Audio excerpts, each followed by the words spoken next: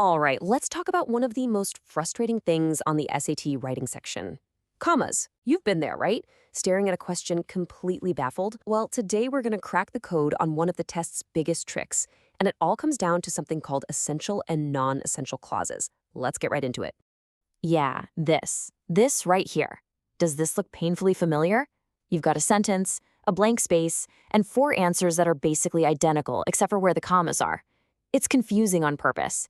But what if I told you there's a super simple trick that lets you see right through all of it? Because there is, and I'm serious. There's one single technique that can solve the vast majority of these questions. It can turn something that's a total point of confusion into some of the easiest points you're going to get on test day. And here it is. We call it the cross-out superpower. And honestly, it really is like a superpower. This simple mental trick is your new secret weapon, because it helps you see what the SAT is really testing. Beyond all those distracting commas, it's just the basic structure of this sentence. The reason this all works is because of something called a non-essential clause. Now, that sounds fancy, but think of it like this. It's just bonus information, like a fun fact in a documentary. It adds extra detail, but if you took it out, the main story, the core sentence, would still work perfectly. The key is that it's grammatically optional. So here's how you do it in 4 easy steps. First, you spot a chunk of words that's surrounded by punctuation. Second, you just cross it out in your head or even with your pencil. Just ignore it. Third, read what's left of the sentence. And fourth, ask yourself the big question. Is this still a complete, correct sentence? If the answer is yes, then congratulations, you found a correctly punctuated, non-essential clause.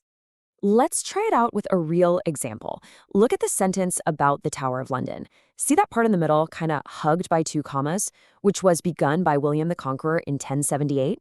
That little phrase right there, that's our target for the cross-out test. So let's go ahead and use that cross-out superpower. We're just going to mentally delete everything sitting between those 2 commas. Ready? And here's what we have left. Just read it out loud. The Tower of London is one of the largest and most imposing fortifications in England. Does that sound like a complete sentence to you? Yeah, it makes perfect sense. You have a subject, the Tower of London, and it connects right to the verb is. Since the sentence works perfectly without that middle part, we know that information was non-essential, and putting it between 2 commas was absolutely the right call. It really is that simple. Okay, so we've nailed down that the commas are correct. But here's the thing. Commas aren't the only tools you can use for this job. We need to expand our punctuation toolkit because the SAT is definitely going to test you on all 3 ways to fence off this kind of information. And this is a huge insight for the test. You can use 2 commas, 2 dashes, or a set of parentheses. Grammatically, for this purpose, they are all interchangeable. The SAT treats them as equals. And that's a great tip because if you see one answer choice using dashes and another using parentheses to do the exact same job, you can often eliminate them both. But here is the one absolute golden rule you have to remember. The punctuation marks must be a matched pair. Think of them like shoes. You can't wear one of each. If you start with a comma, you have to end with a comma. Start with a dash, you must end with a dash. No mixing and matching. And this right here is a classic SAT trap. Look closely at that second option. It tries to open the phrase with a dash and then close it with a comma. The second you see that mismatch, you know it's wrong. You don't even have to do the cross-out test. It's just an instant elimination. Easy. All right, you've totally mastered the basics. So now let's level up.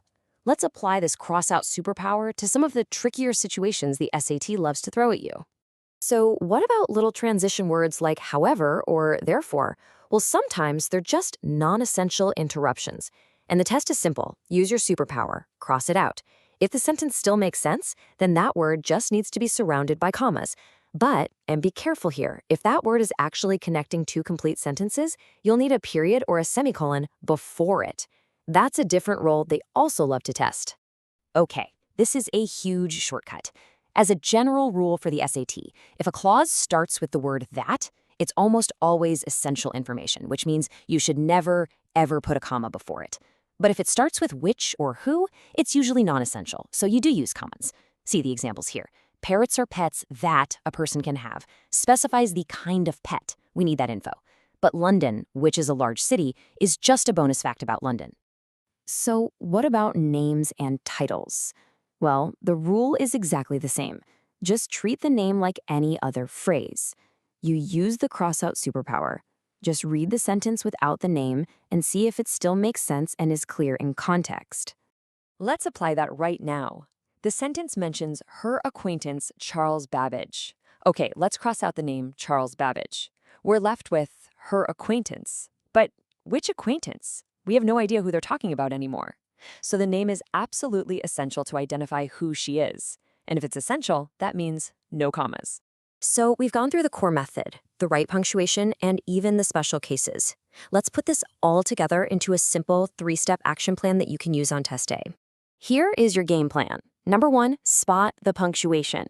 As you look at the answer choices, if you see those matched pairs, a little alarm should go off in your head that says, hey, this could be a non-essential clause. Number 2, do the crossout test. Take out that middle part and see if the sentence can stand on its own. And number 3, check for matches. Never mix a dash with a comma.